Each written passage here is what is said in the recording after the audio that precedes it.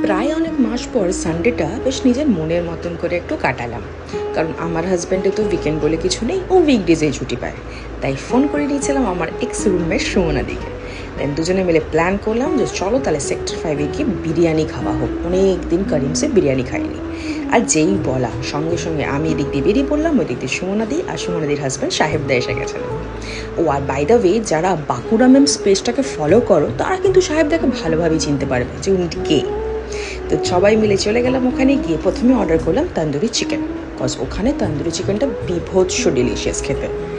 তো যাই হোক, তন্দুরি চিকেন খেতে খেতে শুরু করলাম লাইফে কি চলছে কি না অ্যান্ড গল্প। তারপর অর্ডার করে দিয়েছিলাম মাটন বিরিয়ানি। আর মাটন বিরিয়ানি হচ্ছে আমার ফেভারিট, তাও আবার করিমসের। একটা আলাদাই টেস্ট, যাই বলো কেন। দেন মাটন বিরিয়ানি খেতে খেতে আরও গল্প করলাম কার লাইফে কী চলছে কি না হচ্ছে, অ্যান্ড বেশ একটা গল্প করে দুজনে মিলে বেশ একটু নাটকও করে ফেললাম যে ডেলিশিয়াস বলে। যাই হোক, দেন একটু ভালোভাবে রেস্টুরেন্টটাকে আমরা ভালো করে ঘুরলাম, একটু ফটোশ্যুট করলাম, কিন্তু প্রচুর বৃষ্টি হচ্ছিলো বলে আটকেও পড়েছিলাম। দেন একটু ঘুরে ঘাড়ে সুমনাদির বাড়ি চলে গেছিলাম। দেন ওখানে গিয়ে আইসক্রিম, মুভি, অ্যান্ড দিনটা বেশ ভালো কাটলো।